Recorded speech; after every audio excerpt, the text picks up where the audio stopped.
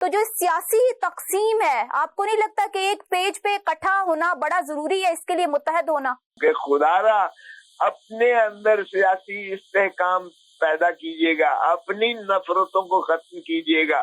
یہ جو فاصلے جو ہے بہت زیادہ خلیج بن گئی ہے عوام کے درمیان اور مقتدر حلقے کے درمیان، جب تک یہ خلیج ختم نہیں ہوگی اور عوام کو مقتدر نہیں کریں گے، جو کہ آئین کی منتہا ہے، آئین کی بنیاد ہے اسی پر، آئین کی جب تک عملداری کو یقینی نہیں بنائیں گے، آپ انہی تکالیف سے، انہی مشکلات سے جو ہے آپ کبھی بھی جو ہے چھٹکارا نہیں حاصل کر سکیں گے.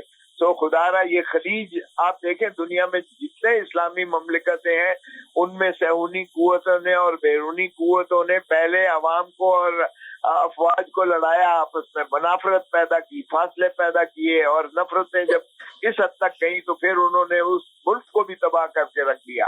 تو یہ تہذیبیں مٹ جاتی ہیں اگر اس طریقے سے جو ہے ہم تاریخ سے سبق نہیں سیکھیں گے. تو میرے خیال میں اس وقت وہ انتہا پر ہے یہ جو عوامل ہیں، اور اس لیے بہتر ہے کہ سیاسی جو ہے استحکام پیدا کیا جائے.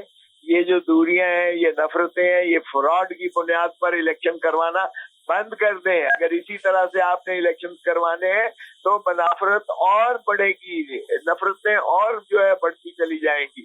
تو اگر یا تو پھر سیدھا چائنیز ماڈل پہ کر دیں کہ ایک ہی پارٹی ہوگی اور پھر ساروں کو جو ہے ہانک کر کہیں جی کام کریں، کوئی سیاست پیاست نہیں ہے، کوئی جمہوریت نہیں ہے.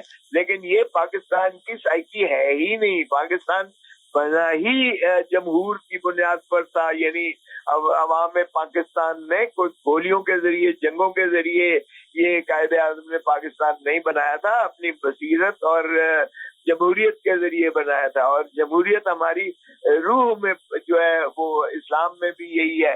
تو ہم تو یہ کھوسا صاحب، پاکستان بننے کے بعد جمہوریت تھی کب؟ بس تو 1951 میں جب لیاقت علی خان کو قتل کر دیا تو پھر یہی تو ہندوستان اور پاکستان میں فرق ہے کہ ہندوستان میں نہرو 15 سال رہا اور اس کے بعد اندرا گاندھی، اور اتنا مستقبل وہاں جمہوری نظام ہو گیا کہ فوجی عامر کی یعنی تصور نہیں ہے کہ جو ہے وہاں کا جو فوجی وہ ہیڈ آف دا آرمی ہے وہ کبھی سیاست میں دخل بھی دے تو اس کو ایک سیکنڈ میں ریموو کر دیتی ہے سویلین گورنمنٹ. اور یہاں الٹ ہوتا ہے کہ یہاں جو ہے 51 کے بعد پہلے سول بیوروکریٹس آئے جن کا کوئی کبھی انہوں نے تاج برطانیہ کی جو ہے سروس سے کبھی خیر بات کہہ کر قائد اعظم کے جو ہے پیچھے آزادی کی جنگ اس میں شامل نہیں ہوئے تھے، آزادی کی جدوجہد میں.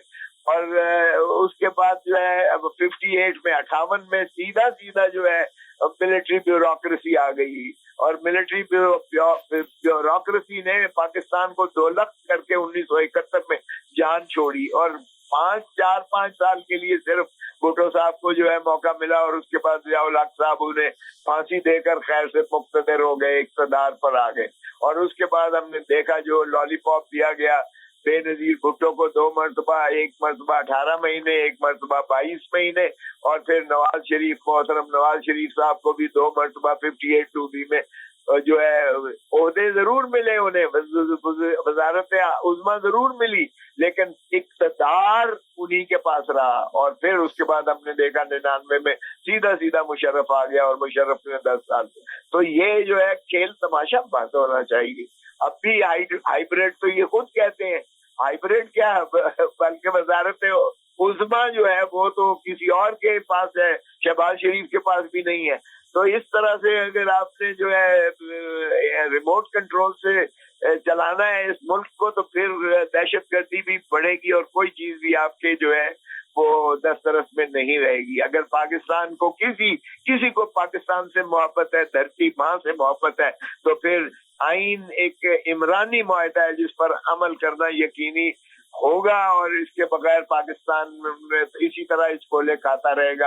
اور خاکم بدہن 1971 میں آدھا تو قائد اعظم کا پاکستان ہم نے جو ہے ختم کر دیا، آدھے کے پیچھے ہم ماشاءاللہ ہاتھ دھو کر پڑے ہوئے ہیں. اور دیکھیں کبھی بھی کوئی زندہ تاحیات رہتا ہے. اب آپ بتائیں کہ ایوب خان کو جو ہے وہ بھی تاحیات صدر بننا چاہتے تھے اور آخر انہیں کتا کتا کر کے نکالا گیا. یحییٰ خان جو کہتے تھے کہ 34 سال اگر فرینکو رہ سکتا ہے تو میں کیوں نہیں رہ سکتا. یحییٰ خان کا جو حشر ہوا آپ نے دیکھا. ضیاء الحق کو اللہ تعالیٰ نے ہوا میں بکھیر دیا, وہ بھی تاحیات آپ کے ملک پر قبضہ کرنے آیا تھا. اور مشرف دوسری مرتبہ وردی میں اس نے جو ہے پھر اپنے آپ کو صدر مسلط کر کے مکے دکھاتا تھا, میری طاقت دیکھو. اور اس کو اللہ تعالیٰ نے وہ بیماری دی جو شاید ہی کسی کو بنتی ہو اور جس کھاتی اس کا واپس آیا. تو یہ پتہ نہیں ہم تاریخ سے کیوں سبق نہیں سیکھتے. کوئی بھی دوامی نہیں رہتا ہے. اور ضیاء الحق کے جو ہے اس پہ آپ کا جنازہ یا قبر جو بھی ہے اس کا وہاں جا کر آپ دیکھیں کہ کیا کوئی جاتا ہے وہاں, لوگ جو ہے تھو تھو کرتے ہیں. اور جبکہ بھٹو کے مزار پر لاکھوں بندہ جاتا ہے. اور اسی طرح جب بھی رانی شہید بے نظیر بھٹو, وہ بھی آپ دیکھیں کہ اگرچہ قتل کی گئی مگر وہ بھی میں سمجھتا ہوں شہید جمہوریت ہے. اور اسی طرح اگر عمران کو اندر رکھا ہوا ہے جیل میں, جو کہ اس وقت پاکستان کے عوام کی دلوں کی دھڑکن ہے, تو وہ بھی آپ دیکھیں امر ہو جائے گا. لیکن موجودہ مقتدر حلقہ جو ہے وہ پھر اسی طرح جو ہے عوام کے غم غیظ و غضب اور غم و غصے کا جو ہے وہ نشانہ بنتا رہے گا. تو میرے خیال میں پاکستان کے ساتھ اگر کسی کو محبت ہے تو خدا را آئین پر عملداری کیجیے گا. یہ عمرانی معاہدہ جو ہے اس پر عمل سے ہی پاکستان آگے ترقی کرے گا. اور عوام کو مقتدر کرنا ضروری ہے تاکہ وہ اپنے لیے, اپنے بچوں کے لیے, اپنے آل اولاد کے لیے وہ پاکستان کے مستقبل کے بارے میں سوچیں اور اس کو محفوظ کریں.